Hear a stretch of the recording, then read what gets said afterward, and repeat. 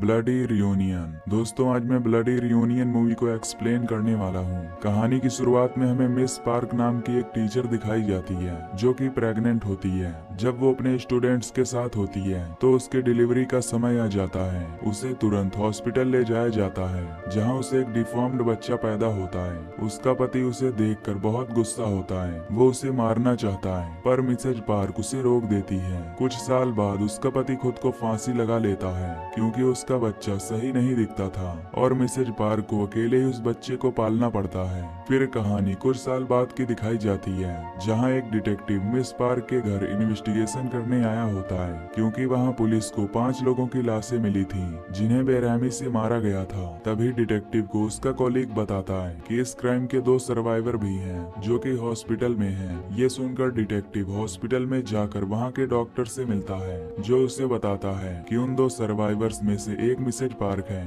जिसके बाद detective Mrs park और उस सर्वाइवर से मिलने जाता है जो उसे बताती है कि उसका नाम मीजा है जो मिसेज पार्क की स्टूडेंट थी और उसकी केयर टेकर भी है। वो बताती है कि उन्हें उस घर में जो लाशें मिली हैं वो भी मिसेज पार्क के ही स्टूडेंट थे। वो डिटेक्टिव को बताती है कि असल में वहाँ पर क्या हुआ था। दरअसल मिसेज पार्क ने वहाँ पर एक रियूनियन प्लान किया था जहाँ उसने अपने फेवरेट स्टूडेंट्स को बुलाया था जिनमें एक कपल सीहो और यून योंग थे और मियोन जो कि नशेड़ी था, डेर बोंग जिसकी एक टांग खराब थी और सुनही जो हमेशा चश्मा पहनती थी। मिसेज पार्क इनका बेसब्री से इंतजार कर रही थी क्योंकि वो इनसे मिलने से बेताब थी। जब ये सभी मिसेज पार्क के घर पहुंचते हैं तो वहां पर मीजा इन सभी का स्वागत करती है। मिसेज पार्क इन्हें देखकर बहुत खुश होती है। इधर मीजा जब किचन में काम कर रही होती है तभी सीहो वहां आकर उससे एक ड्रिंक के बारे में पूछता है। मीजा उसे बताती है कि उसने ये ड्रिंक स्पेशली आज के लिए बनाई है। कुछ देर बाद मिसेज पार्क से मिलने जंग वॉन नाम का एक स्टूडेंट आता है जिसे बचपन में सभी चिढ़ाया करते थे क्योंकि बचपन में उसने क्लास में अपनी पैंट गंदी कर दी थी। कुछ देर बाद मिसेज पार्क बेसमेंट में जाती है जहां वो अपने स्टूडेंट्स द्वारा दिए गए गिफ्ट को देखती है। तभी वहां उसे किसी के होने का एहसास होता है जिससे वो वहां से चली जाती है।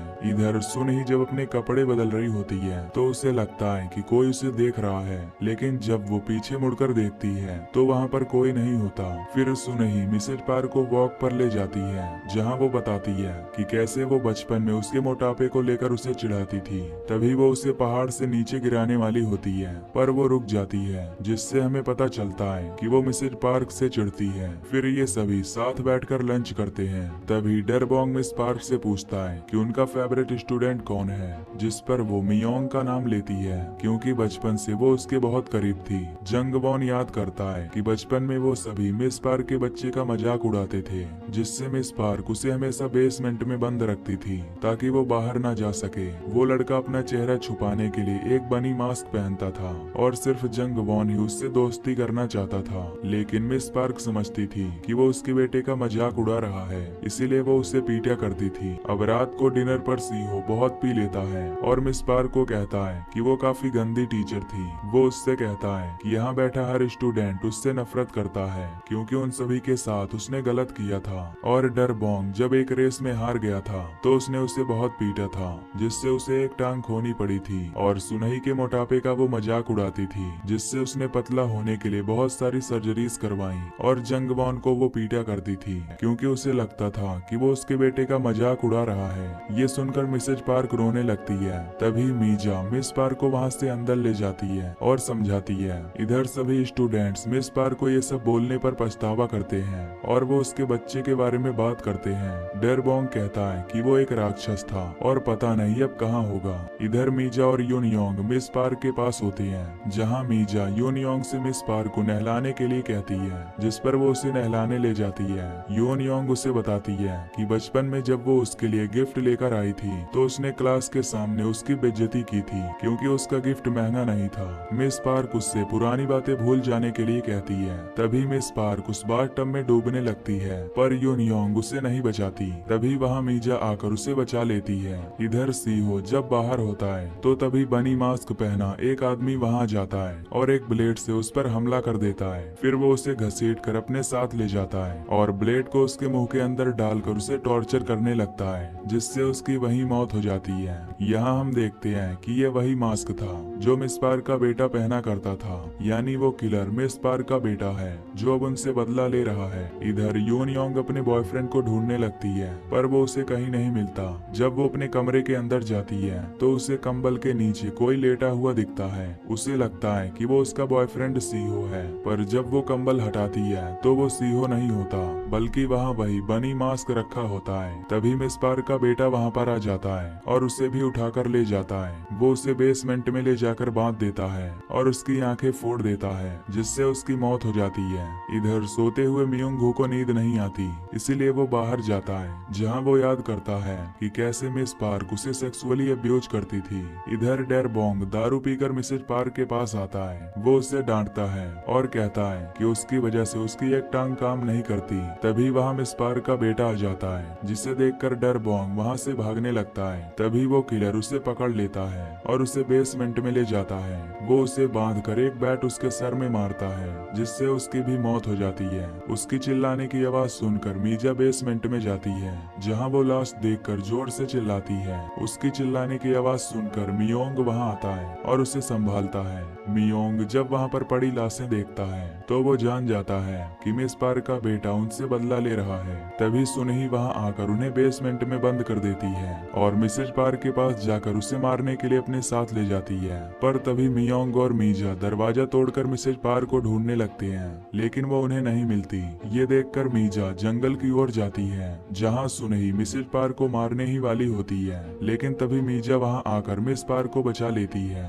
और सुनही को नीचे धक्का दे देती है जिससे उसकी भी मौत हो जाती है। जब मीजा मिसेज पार्क को घर में ले जाती है तो मियोंग हू वहाँ आकर मिसेज पार्क को पीटता है क्योंकि वो बचपन में उसे अब्यूज किया करती थी। वो मीजा को भी मारकर बेहोश कर देता है। फिर वो मिस पार्क को बेसमेंट में ले जाकर जलाने वाला होता है और कहता है कि उसने एक दानव को जन्म दिया है जिसने उसके सभी फ्रेंड्स को मार डाला है। जैसे ही वो लाइटर जलाकर उसकी तरफ फेंकने वाला होता है तभी बनी मास्क वहाँ आकर उस पर अटैक कर देता है। मियोंग हू उससे लड़ता है और उसके गले में चाकू घुसा देता है पर वो मियोंग हू की आंखें बाहर निकाल देता है जिससे वो मारा जाता है। तभी वो अपना मास्क निकालता है और हम देखते हैं कि वो मिसेज पार्क का बेटा नहीं बल्कि जंग वॉन है जो उन सबसे बदला ले रहा था उसके दोस्त का मजाक उड़ाने के लिए। तभी वो एक कुर्सी से मिस पार्क को मारने जाता है लेकिन तभी ज्यादा ब्लड लॉस होने की वजह से उसकी वहीं मौत हो जाती है। तभी मीजा वहां आकर मिस पार्क को हॉस्पिटल ले जाती है। फिर कहानी प्रेजेंट में आती है जहां डिटेक्टिव को पता चलता है कि जंग वॉन ने उन सबको मारा है।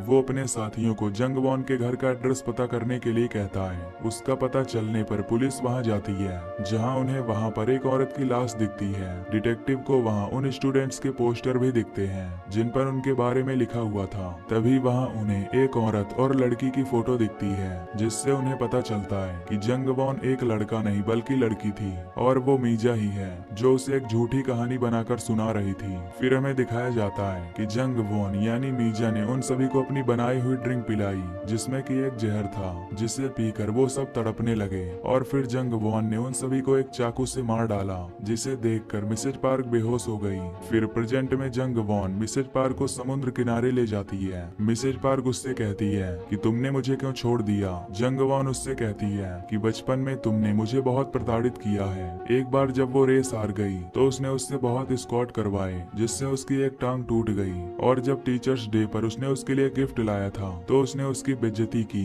क्योंकि वो गिफ्ट महंगा नहीं था। और एक बार जब उसके पीरियड्स चल रहे थे तो क्लास में उससे बदबू आने लगी पर उसने टीचर होने के नाते उसकी कोई हेल्प नहीं की और सभी बच्चों के सामने क्लास में उसका मजाक उड़ाया। तभी जंग वॉन उसे अपना लॉकेट दिखाती है जिसमें उसकी माँ की फोटो होती है। दरअसल उस दिन उसके साथ क्लास में जो भी हुआ था उसने उसे अपनी माँ से बताया था और जब उसकी माँ उनसे बात करने के लिए जा रही थी तो उसका एक्सीडेंट हो गया था जिसकी वजह से वो पैरालाइज्ड हो गई थी और कुछ साल बाद वो कुर्सी पर पड़े ही मर गई। जिसके बाद उसने उनसे बदला लेने का प्लान किया। ये सुनकर मिसेज पार्क रोने लगती है और उसे अपनी गलती का पछतावा होता है। तभी जंग वॉन पानी में कूदकर अपनी जान दे देती है और मिसेज पार्क उसे नहीं रोक पाती। फिर हम देखते हैं कि मिसेज पार्क भी अब अपने चेयर पर नहीं है और इसी के साथ ये मूवी यहीं पर एंड हो जाती है। तो दोस्तों अगर आपको ये मूवी की एक्सप्लेनेशन पसंद आई हो तो वीडियो को लाइक और चैनल को सब्सक्राइब कर देना। बाकी मैं मिलूंगा आपसे अगली वीडियो में। Till then take care, love you,